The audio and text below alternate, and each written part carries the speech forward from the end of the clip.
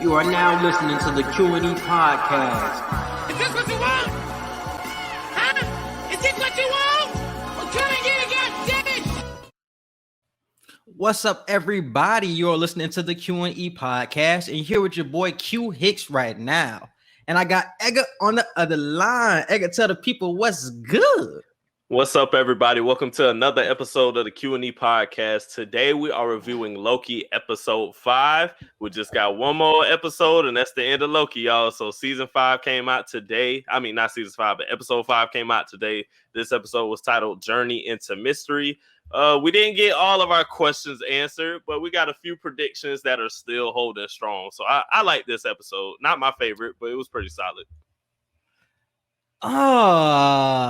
Is it my favorite? I really like this episode. I like the dynamic between the Loki that we haven't seen and the different experiences that they had as well. The which Loki said that he ended up getting choked out by Thanos, but he ended up finessing Thanos, and he really just it was the older Loki. It was the older Loki. And in my mind, I was like, did that happen in the actual timeline, or did Loki actually die? That's some shit I'm thinking, because since Loki knows this now, and he's going to get back into the sacred timeline, I'm like, if he knows this, he will be knowing of it when Thanos chokes him out. That's not even Loki that he's choking. That's just an imposter. And Loki probably going to hide out somewhere. Because they said that when Endgame came out, a lot of people said, not Endgame, but Infinity War. A lot of people said that when Infinity War came out and we seen Loki die, that was the main prediction that people came up with. Loki isn't dead. That was a clone of himself. But now that we see that it technically wasn't, was that Marvel just toying with everybody's theory from a couple years ago? Or is that actually going to happen in a future movie where they show a throwback scene or something like that and throw Loki back into the MCU? I don't know. There's so much you could do with that. With Marvel, you can't just take hints as subtle hints. Like, you have to take them as, oh shit, that might mean something down the line. For sure.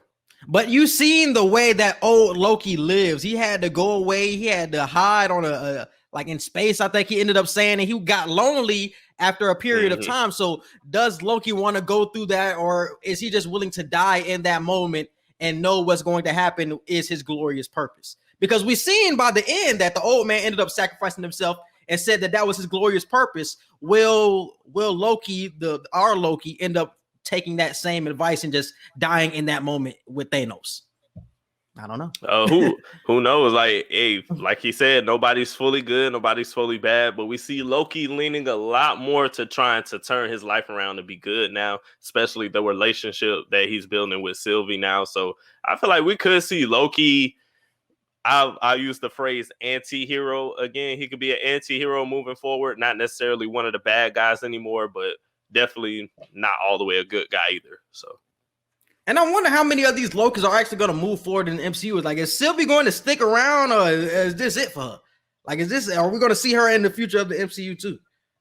I wouldn't be surprised if by next week with episode 6, I wouldn't be surprised if she either dies or she gets pruned, like for real this time or something. I don't think Sylvie makes it to the rest of the MCU.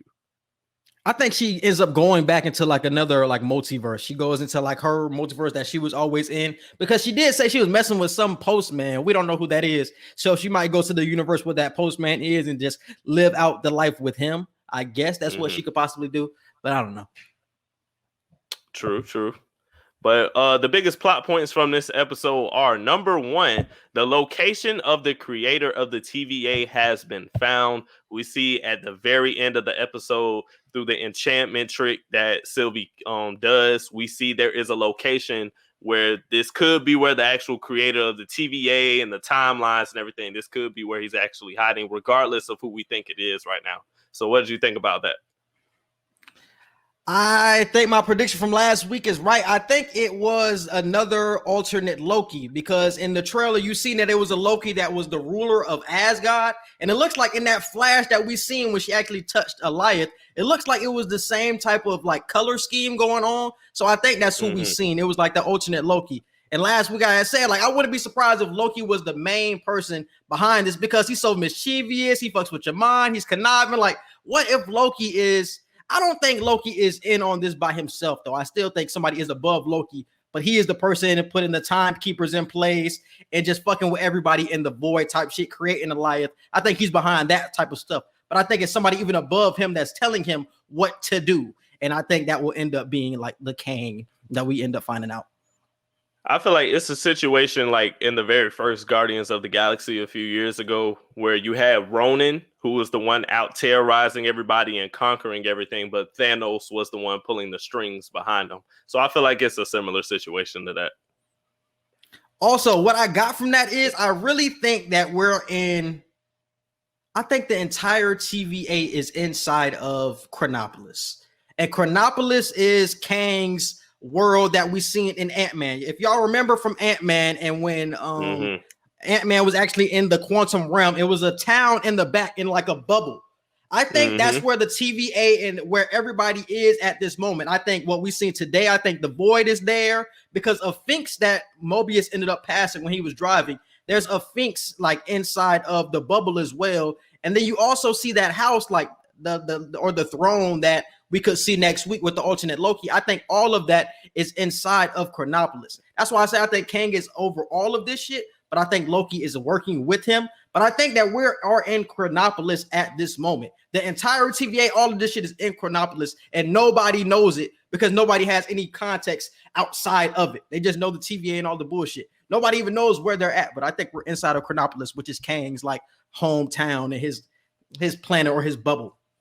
Good theory. Would not be surprised by that. Biggest plot point number 2. Renslayer is on the hunt for the truth. She is also trying to figure out who's in charge, who's the reason behind the fake timekeepers and everything. So Renslayer, these have been her motives the entire time of trying to figure out the truth since she's had to do so much dirty work throughout her career of working for the TVA. She knows a lot more than the average worker in the TVA. So she's been not necessarily an inside man, but she's been the person like, I'm going to try and figure out what's going on from the inside through my position, you know, as opposed to an outside variant trying to figure out what's going on. So I thought that was cool that Renslayer, she's not necessarily on the side of Sylvie and Loki, but she has similar motives as them.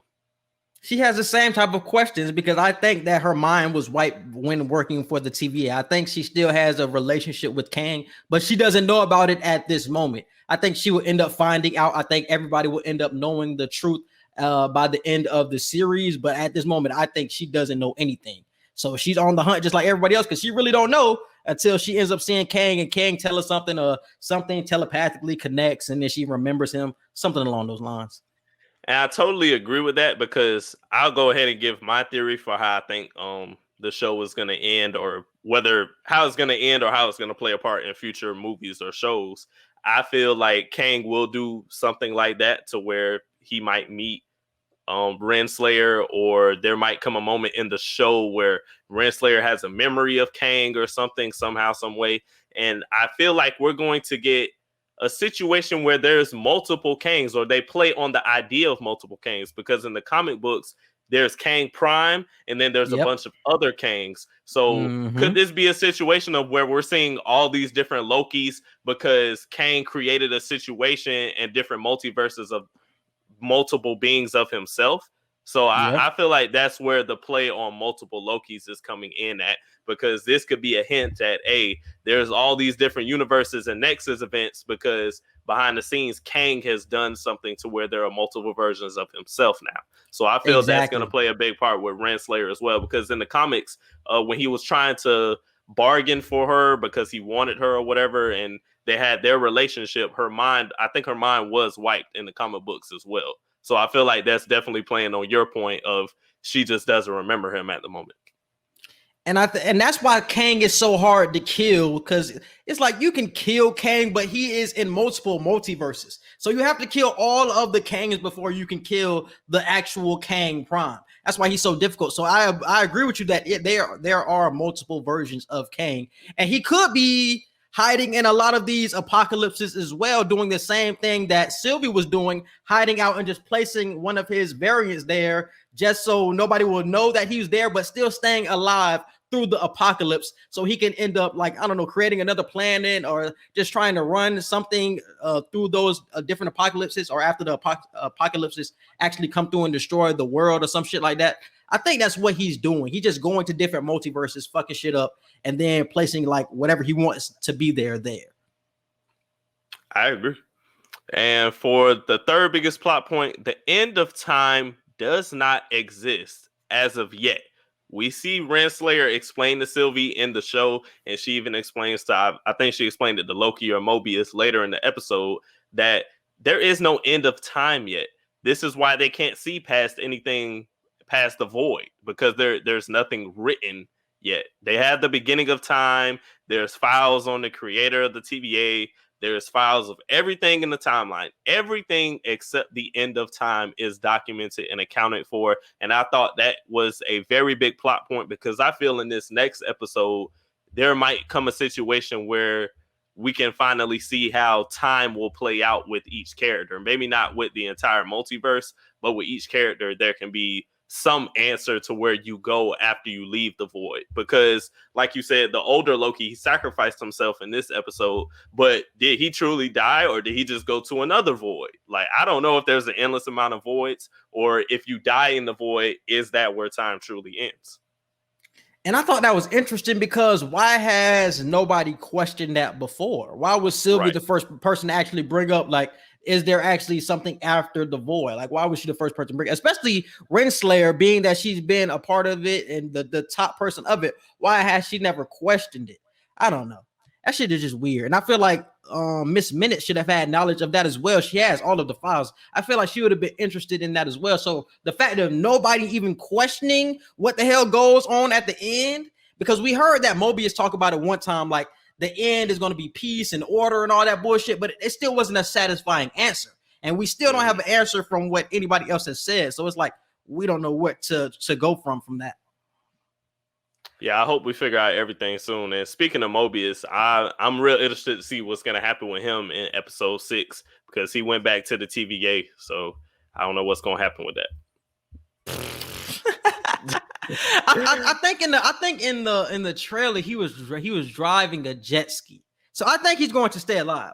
Hopefully, I think by the end of this, everybody will know the truth about the TVA, and everything will end up going back to order. Everybody just ends up shutting down, but I think everybody will know about it. B-15 and Mobius working together will let everybody know.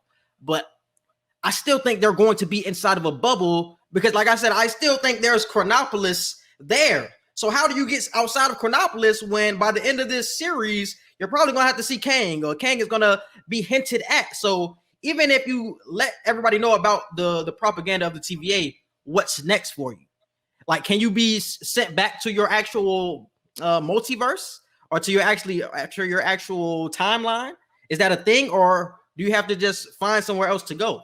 I don't know.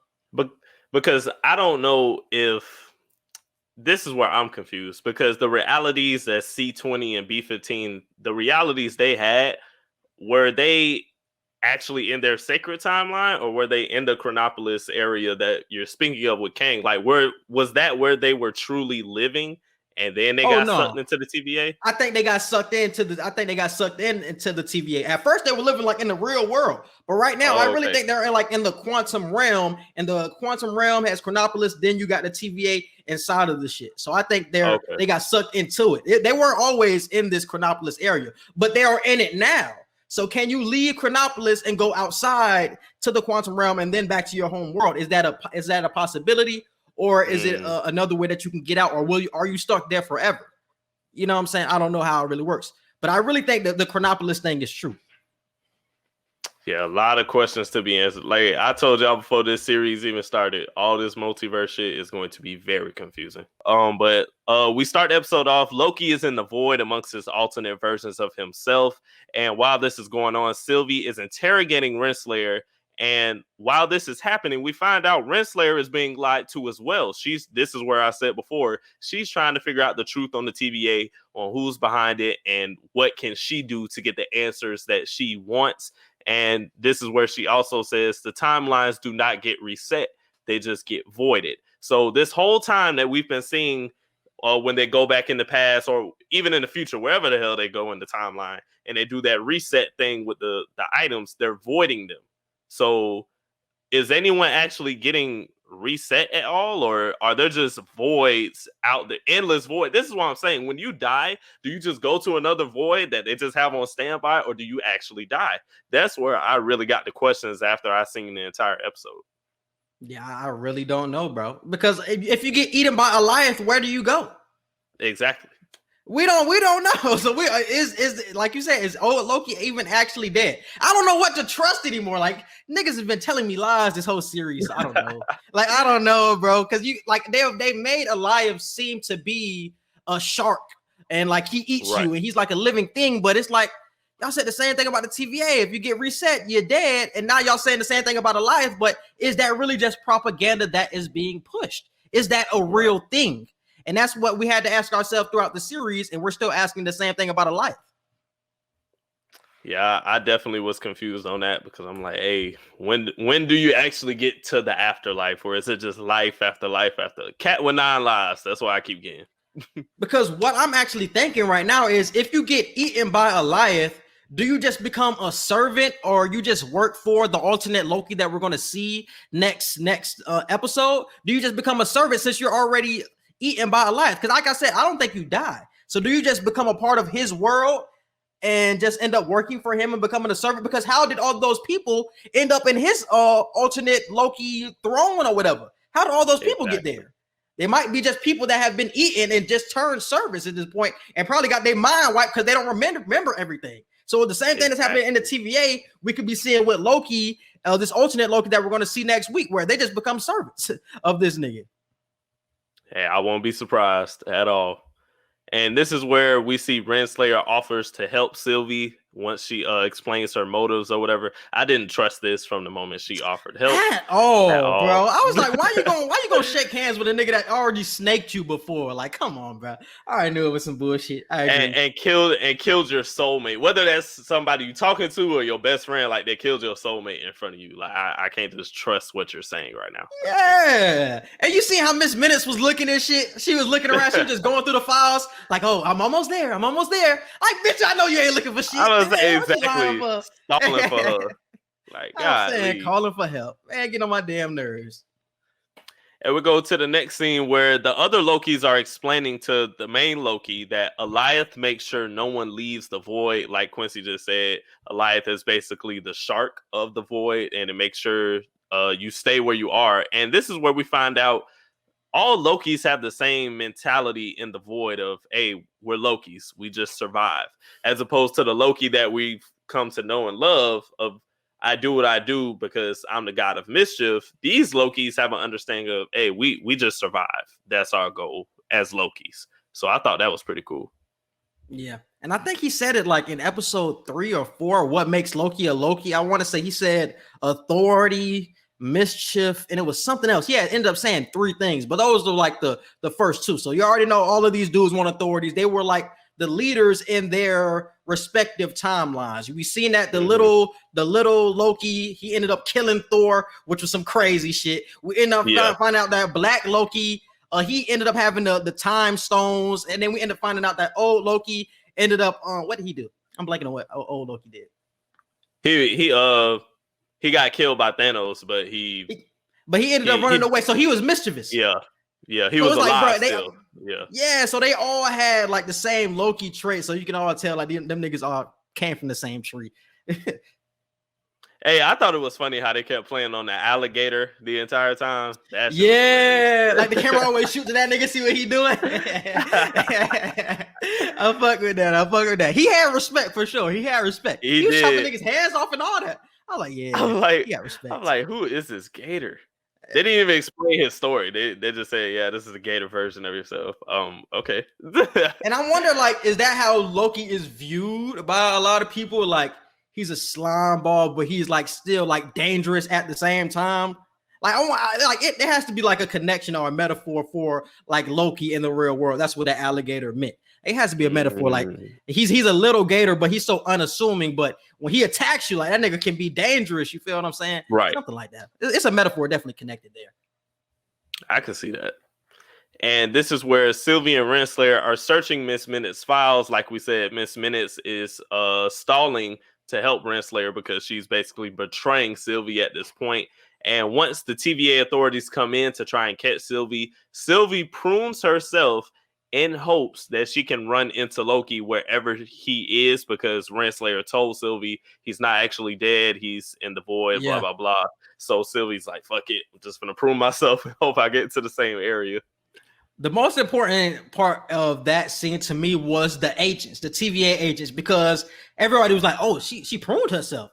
So everybody in the TVA thinks if you prune yourself, you're dead. You're dead. But Renslayer and Sylvie know that you just go to a void. So I think more people are starting to get opened up to is pruning yourself actually that bad? Do you actually die when you prune yourself? I think more people are questioning that, and I think that was an important scene there because people were just like confused by that. Like, they were if looking you were like, dying, And then they had looked at Renslayer and they was like, she pruned herself. He was like, yes, so she's dead. So that's what Renslayer said. She was like, she's dead. And they looking like something ain't right. Like, why would she kill herself? You know what I'm saying? Some shit just didn't feel right. So I'm thinking they already have like their antennas up. So when Mobius and B-15 end up telling them that something is wrong with the TVA, they gonna believe them because they see shit like that going on. Oh yeah, when Mobius go back in episode 6, when they see he's back, oh yeah, they're gonna be like, yeah, we not working with this shit no more. niggas are purposely pruning themselves, and then they're coming back after they prune. Can't work here no more. I don't get no benefits. I don't get no benefits. My 2 weeks. Let me put my 2 weeks in. Y'all can have my 2 weeks. Whatever life I had before this, I don't even know what I had. Just give it to me because this is terrible. For real, nigga. And like you said a few minutes ago, each Loki is explaining their life stories and how they got to the void. And Loki tries to convince them, look, this is what we're going to do. This cannot be all of our destinies. Some of us maybe, but I'm a different Loki. We have a chance to get out of here. I'm going to try to defeat Alioth, and I want you all to help me. They all basically laughed and said, no, fuck that. Like, this is our destiny. You trying to go fight Alioth by yourself is insane. And this is when we get a view of all the other Lokis, President Loki, Cannibal Loki, like all these different other types of Lokis that we've been waiting on this entire time. They come to the fortress that these Lokis are at, and it's basically a Loki on Loki fight with everybody. And I thought it was going to be more. I was expecting more with the President Loki. I thought they were going to put on that way more journey. Yeah, I thought it was going to be a journey. Like, I didn't expect them to like. Ones. I didn't expect them because I knew he was going to eat the seed because in the trailers he got the seed. He had the pitchforks up to his throat, but I didn't expect it to be so quick. Like we just see him now. He already getting betrayed. It's like I thought we were going to get to know this nigga a little more and see him for like 5 to 10 minutes, and then he gets betrayed. But as soon as he got in, that bitch started asking questions. It's like, nah, nigga, we on your ass. Like we want the power. I'm just like, damn, that happened quick. Like all y'all niggas really are Lokis, my nigga. Y'all niggas are Lokis. Everybody was conniving. Everybody was mischieving each other. Like everything was just. I'm like, wow. I was not expecting it in that way. I was expecting him to still, even if it was all in the void, I was expecting him to go to different areas and experience different versions of himself. And it's like they all came to him, and it all happened in one moment. I'm kind of surprised that we didn't see like different people. Like, why didn't we see like a C-20 in the void? Did C-20 already get eaten up? Like, why didn't we see other people in the void? And is that just a void for Loki's, or is that a void for other people as well? It has to be for other people as well, because we wouldn't have seen Mobius if it wasn't. So I do agree. Alioth probably did eat C-20, and C-20 could be working for Kang, like how we just said. The older Loki might be there working for Kang now. Yeah. Cause I was trying to figure out, like, damn, is Mobius like a Loki? Could he be like a Loki variant? Nah. I don't know. So I feel like they would have hinted on it by now. They would have definitely hinted on it by now. True. And also the people that came in on the boat, I don't think they were Loki variants either. So I think it was definitely for other people. They just got eaten up. But Loki is a survivor, so that's why most of his variants are still alive inside of this void area. So that it makes sense. And we get to the next scene where Sylvie wakes up in the void and she finds Mobius. And this is where we see all the Lokis betray each other in the same scene. And this is where Kid Loki, Gator Loki, and Old Loki agree to help the main Loki character and find a way to defeat Alioth. And Sylvie and Mobius also plan to face Alioth. And this is where you see the similarities of Loki and Sylvie. Even though they're in two completely different areas, they still have the same thought process on how they're going to get to the next location and still achieve their goal. So yes, there are differences in their approach with things, but the same general idea is still the same, because they, at the end of the day, they are still the same person, and they all meet up and create a plan to enchant Alioth. So I thought that was a really cool plan. And Alioth looked like a beast, didn't he? And when he went through that shit, he went through that ship in like 2 seconds. Them niggas had to rethink everything on that shit. Them niggas was like, no, we got to come up with a better plan. Like, that nigga going through damn ships like that, nigga, kill everybody in 2 seconds.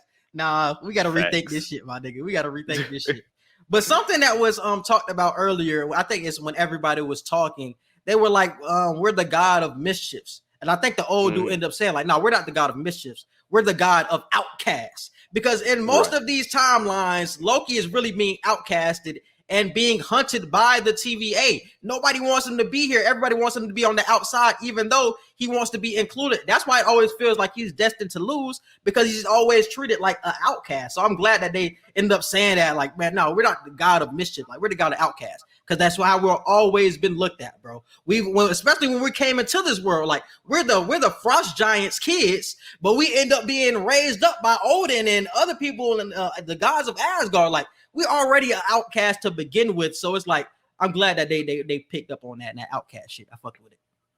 Definitely. And you see that change around the end of the episode when Mobius and Loki have that heart-to-heart conversation. And they actually talk it out, and they call each other friends before leaving each other. So I thought that was a touching moment where he's not really a full outcast anymore. So I thought that was cool. But we get to the next scene where Renslayer meets with B-15, and B-15 tells her she won't find the creator of the TVA before Sylvie, because Sylvie basically needs it. Sylvie is looking for the TVA because she has a true motive. She has a true plan on what she's trying to do. And it's not just all about her. Renslayer, on the other hand, she just wants to find the leader of the TVA just to answer her own selfish questions and do whatever it is she wants to accomplish with that. So B-15 told her, look, you're never going to find, even if you do find them, it won't be before they do. So I thought that was a situation. Yeah, bitch, you thought your plan was working, but it didn't. Yeah, so I had wrote that shit down. I was like, Renslayer ain't slick, my nigga. She thought trying to talk around B-15. B-15 had Renslayer all figured out, my nigga. Like, oh, I know what you're trying to do. You're trying to do this. You're trying to punk me, this, that, the third. Like, I ain't going for none of that. You want to kill me? Niggas is still going to find out about the TVA because she's going to find out before you do, my boy. So B-15 had her ass all figured out, my nigga. I fuck with that shit. Exactly. And while this is happening, we see Sylvie and Loki finally have their heart-to-heart. And this is where we see they may not end up talking, but there definitely is love between them. And like you said, Sylvie was talking about that postman that she had a thing with. She could still go back and talk to that person, but we do see the love. And it kind of felt more of a brother-sister love this episode as opposed to when they were flirting before. So I don't know what kind of relationship this is going to be. I'm getting mixed messages from them because it's like they be holding hands, put the blanket over each other. So I'm like, oh, so this is a relationship. But I felt like more so last episode, it was more like brotherly love, brother-sister love, because they was about to die. Like, you understand it, why they getting so close, because they're about to meet their end. But this one kind of felt more like romantic, like with the blanket and shit, and they was like hugged up. I was like, all right, hold on. But it was on and off. It was like one moment they were hugged up like that, and then later in the episode, closer to the end, yeah, they were holding hands, but it felt like a brother-sister, like, I love you, wearing this together type of hold hands. So I do agree, like, it's on and off. 1 minute they give the vibe that they're talking, the next minute they give the vibe of, hey, that's my dog, we family. So I don't know. Yeah, we are the same person type shit. You know what I'm saying? Because is she the only like female version of him, or are there actually more female versions? And that's why is that why the connection is so strong between the two? Could be something. Shit, honestly, she could be the only female version based off of what everybody else said. Because when Loki explained that there was a female version of himself, the other Lokis was like, "No way, that's crazy. That has to be the craziest Loki out of all of us." I'm like, there aren't any other female Lokis, so I thought that was interesting. Yeah. But Mobius returns which makes to me the think. TVA. Yeah. No, she was always a girl. Never mind. Oh, you talking about when she got taken by the TVA? Yeah, because I was like, because everybody was questioning it, like, girl Loki, like, what the fuck? So I was kind of thinking, like, did she end up switching genders early in her life? Whole time. She was a girl the whole time. That's what I'm saying. Mm-hmm. Yep. Mm-hmm. Yep. And after their heart-to-heart, Mobius returns to the TVA while Sylvie and Loki stay to battle because Sylvie still had she had the temp pad on her when she pruned herself. So she gave that to Mobius. Mobius goes back to the TVA. This is where we see Loki and Mobius actually become friends. And this is where the battle between all the Lokis and Alioth begin. And they enchant Alioth at the end of the final battle. And they see the land where the enchantment takes them to where they'll finally meet the creator of the TVA. So fingers crossed that there are Kang hints. Like you said it before, I don't think we'll actually see Kang in this because we still have a lot of multiverse Doctor Strange stuff to see. Ant-Man doesn't come out for like another 2 years almost. So I don't know if we'll actually get it's 2 Kang, years but now? I think so. Didn't it say 2 years like in the list of movies? It comes out in July. I don't know if it's July 2022 or July 2023. Release date. Hold on. It might be 2022. I could be wrong. Oh, no, it's 2023, February 2023. Oh, February 2023. Oh, wow. Damn. Oh, I'm thinking of Black Panther. Black Panther comes out in July of next year. So I got the two movies confused. I thought Ant-Man. So it's going to be a minute. After this is going to be a minute till we actually see Kang. That's crazy. Yeah, so we're probably just going to get a lot of hints. This might be all in circle with your Loki point, though. If we're going to see a Loki in charge, then there might be hints to Kang moving forward. Because Kang could play a part with the Fantastic Four as well. So there might, and Fantastic Four is like 2 years, 2.5 years, almost 3 years away from now. It's towards the end of the phase. Yeah, it's towards the end of phase 4. They really might be saving Kang all the way until the Fantastic Four movie comes, So even if we do have to wait until 2023 with Ant-Man, it's like, hey, we might have to wait until then so we can set up right before the Fantastic Four movie. Yeah.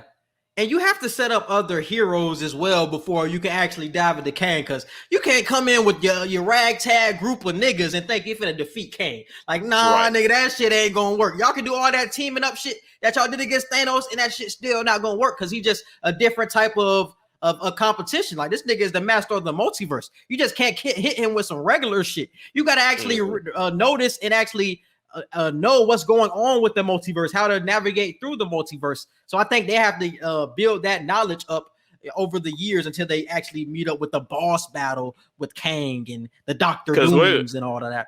We're gonna get a lot of answers with Doctor Strange too, because I've definitely still feel like by the way, I was wrong. I thought we were gonna get a Wanda sneak peek or a Wanda hint, somewhere in this show. We did not get it. We still got one more episode, so I could be wrong. But Doctor Strange 2, I feel like we'll definitely still get some type of Wanda inclusion. So hopefully that gives a lot more in-depth look towards the future of the MCU with how Kang will play a part. Oh yeah, she definitely gonna be on Doctor Strange of Madness.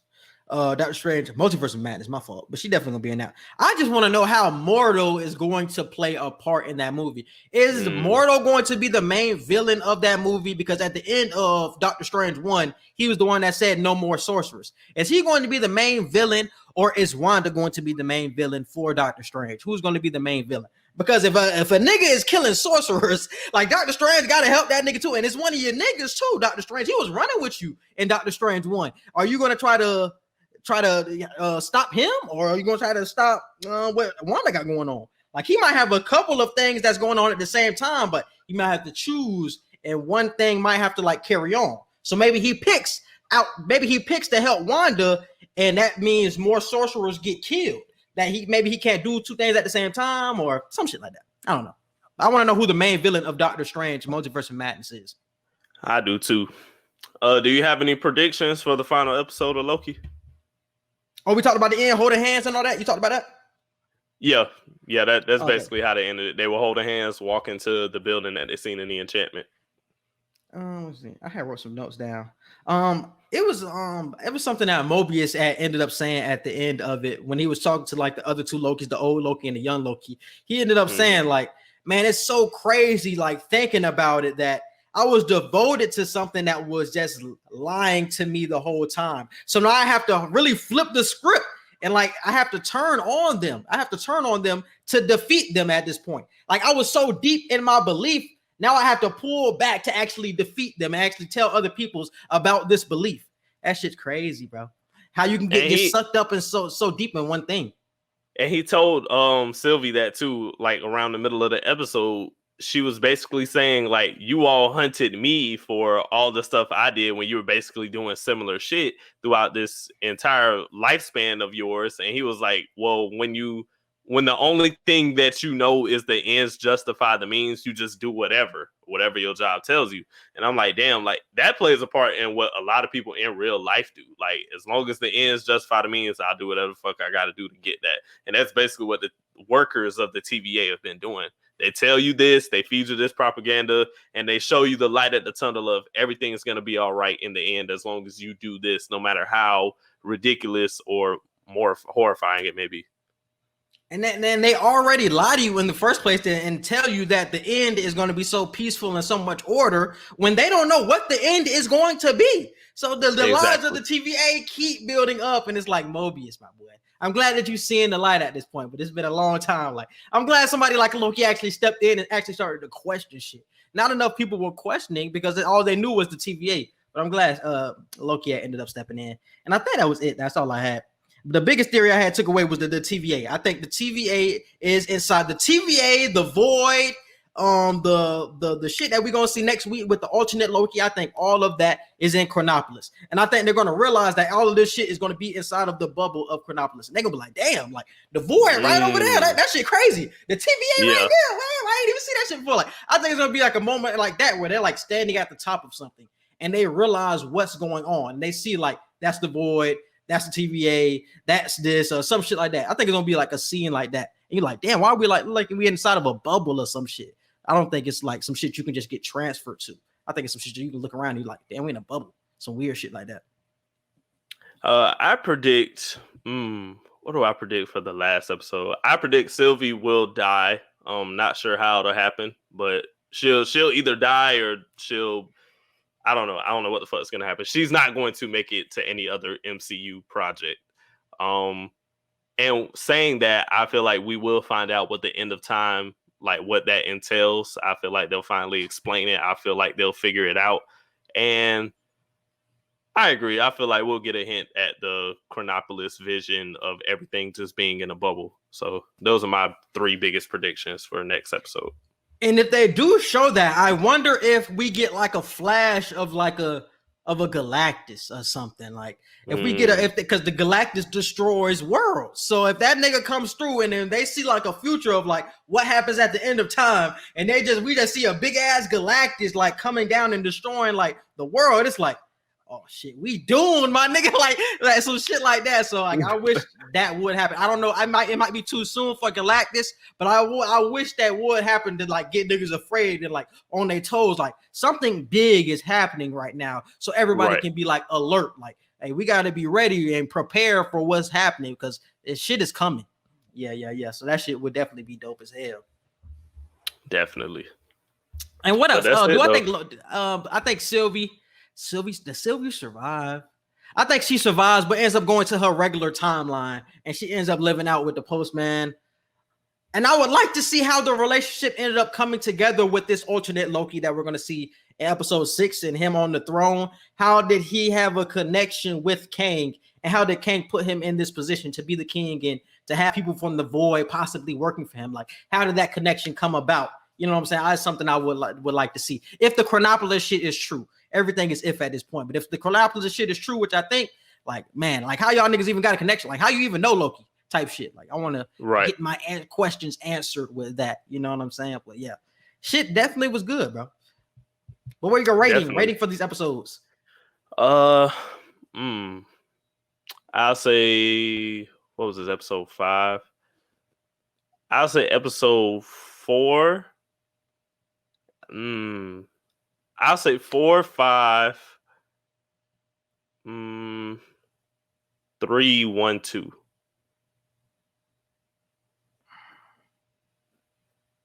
Actually, 2, 1. 2, 1. I'll have 1 at the end. I have 5. I like 5. 5, 4, 3. Nah, 5, 4, 2, 3, 1. Yeah, I think that's what I did. I think. Oh yeah, I like 2. I like 2 a lot. I remember. I'm remembering 2 at this moment. I like 2 a lot. So yeah, 5, 4, 2, 3, 1. Yeah. That's what more I got with. But I think that's it. But what I wanted to talk about too is like the Loki that ended up killing Thor.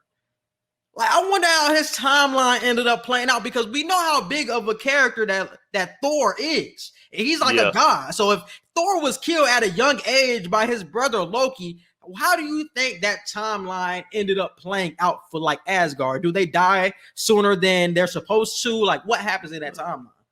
I feel like they died way sooner than what they're supposed to. Because nobody's protecting him. Like is Odin's son is getting old at this point, and he doesn't have nobody to run with him. Like Loki is like in a void at this point. You don't have any Thor. Like you have no protection. Like that, I know that world was coming to crumble. And I don't think there were any. I don't think there were any Valkyries or anything like that. So exactly, like bro, that shit is crazy. Like when he said that shit, I was just like you killed Thor. Like you. I gained so much respect for that nigga just off his strength. I was just like, what? You did what? I'm surprised they didn't kill you in your timeline. I'm surprised you got as a kid at that. As a kid, bro.